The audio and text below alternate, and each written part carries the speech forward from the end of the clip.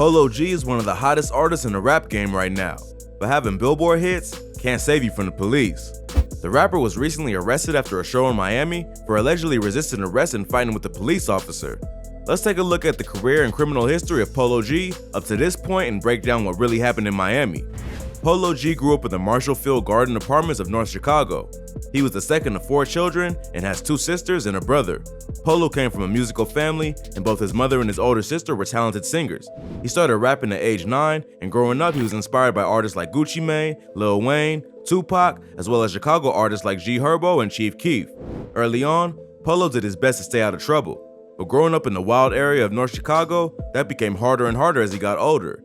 He grew up with both of his parents, and his mother tried hard to keep him away from the streets and focused on positive things like basketball and school. But he grew up just down the street from the Cabrini Green Homes, one of the roughest housing projects in all of Chicago, so it was only a matter of time before he got sucked into the streets. In high school, he always got into fights and was kicked out of 2 different schools. When he was 15, one of his close friends, T Gucci, was killed, which hit him hard. In an interview, Polo said that Gucci's death changed his whole outlook on life. That really like messed up my understanding. Like I ain't understand like how I'm only 15, my homie only 16 years old, and he, you feel me, died to gunfire. Like it really messed up my understanding. And after that, he decided to get serious about his passion for music. But being a teenager with no other skills except rapping, Polo quickly realized that he needed a source of income to pay for the studio time. This is when he started hustling so he could support his dream and take it to the next level. One night, he snuck out of his house and went to a studio where he recorded his first few tracks. He started releasing music under the name Polo G after his favorite fashion brand and his dead homie Gucci. After graduating from high school, he briefly considered going to school for broadcasting. He planned on going to Lincoln University, then transferring to Clark Atlanta University.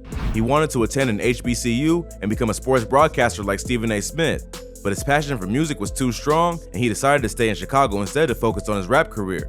He started releasing visuals to go along with his music, which earned him fans outside of his own hood.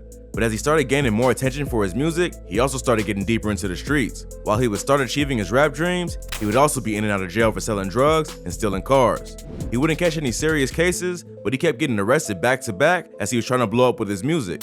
On January 1st, 2018, Polo was involved in a car theft and high-speed chase with the police. He was in a stolen car with some of his friends when the cops tried to pull them over.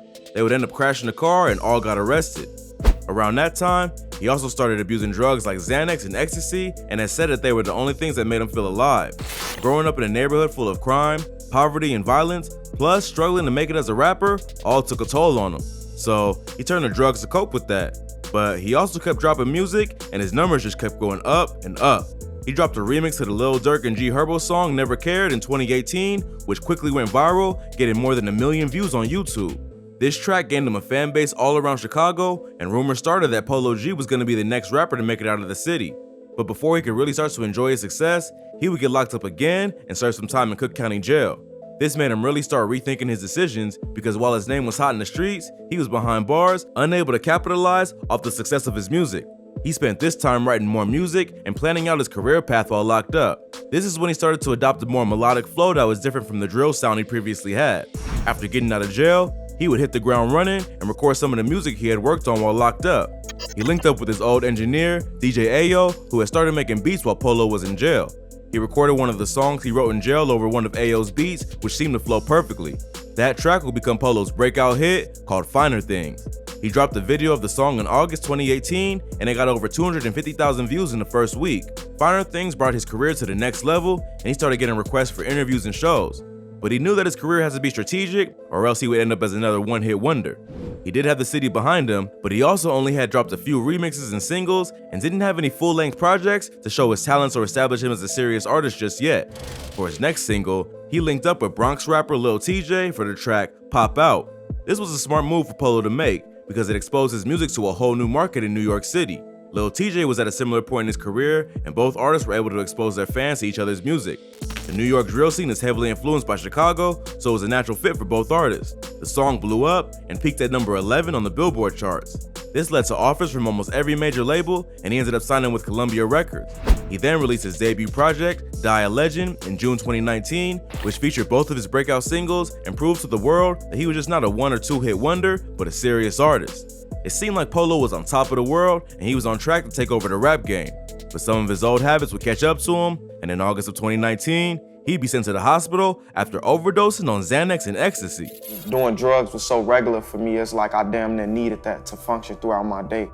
He posted a pic to Instagram of himself wearing a hospital bracelet hooked up to an IV with the caption, "I got a little too lit last night and woke up in the emergency room, almost lost my life." The drug addiction that he formed to deal with the pressures of the streets had followed him into the music industry and almost took his life.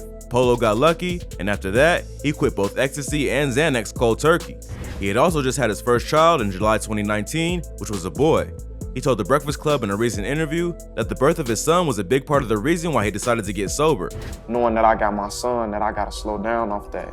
And that made me quit X and Xanax altogether. He wanted to be a good role model to his child and be a responsible father figure, which is not easy to do when you're on hard drugs. But the hospital visit was just a temporary setback, and after being released, Polo was right back on his grind. He returned to the music in February 2020 with his track Go Stupid, featuring Stunna4 Vegas and NLE Choppa, produced by Mike Will Made It and Take Keef. The song became his second hit on the Billboard charts and peaked at number 60 on the US charts. He followed up on the success of that single with his second studio album, The GOAT, on May 15, 2020. The album was a huge success and peaked at number 2 on the Billboard 200, with 10 songs on the project also entering the Hot 100. The album featured guest appearances from Juice WRLD, Lil Baby, and BJ the Chicago Kid, and sold the equivalent of 99,000 albums in the first week. That same year, he was included on XXL's freshman class of 2020 and started his own record label called Only Dreamers Achieve through Columbia Records, signing Syracuse-based rapper Scarr as his first artist. The following year, he was featured in the 2021 Forbes 30 Under 30 list in the music category. He also released the track GNF, OK, and was featured on the soundtrack to the movie Judas and the Black Messiah. He was also featured on the song Fashion, featuring Pop Smoke, which was included on the soundtrack for the film Boogie, and collaborated with Lil TJ and Fabio Foreign for the song Headshot. The way that Polo was able to move seamlessly from the Chicago to Brooklyn drill sound without losing what made his music unique was part of what shot him to the top. In 2020, he released a snippet of a song with producer and social media influencer Einer Banks that quickly went viral on TikTok and other platforms. This track would later become the song Rap Star and was officially released to streaming platforms in April 2021. The track quickly shot up to number 1 on the Billboard Hot 100 and became Polo's most successful release to date. He followed up with the song Gang Gang, featuring Lil Wayne the next month. Both singles were promotions for his third studio album, Hall of Fame, which was released in June and debuted at number 1 on the Billboard Hot 200, his first number 1 album.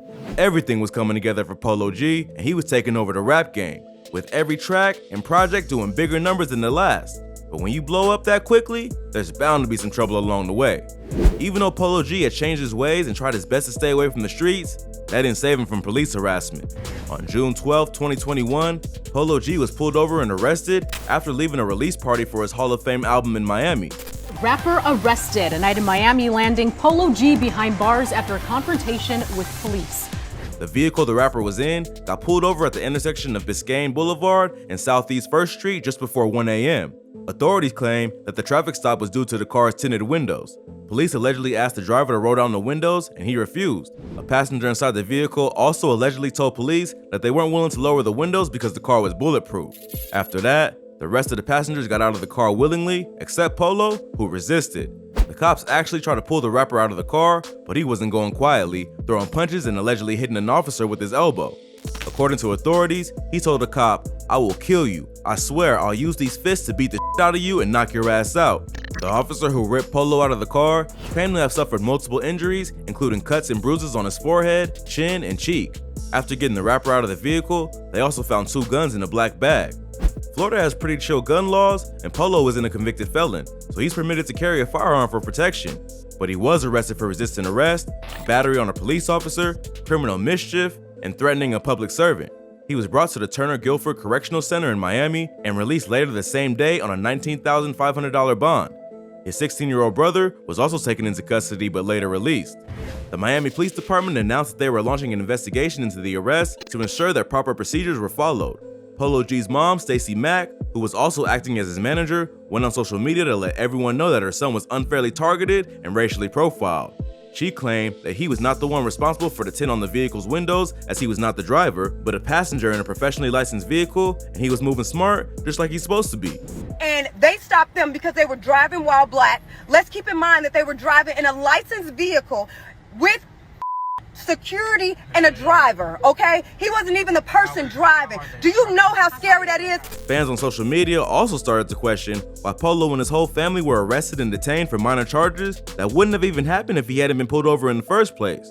After being released from jail, Polo took to Twitter to address the incident himself, claiming that one of the officers told us they was on us since we got off our jet, and they playing foul in Miami, and that been like that for a minute. Polo isn't the only rapper to recently get arrested in Miami. Over Memorial Day weekend, both Pooh Shiesty and DaBaby were arrested in connection with two unrelated shootings. DaBaby was later released without any charges being filed against him, but his artist Wisdom is being charged with attempted murder.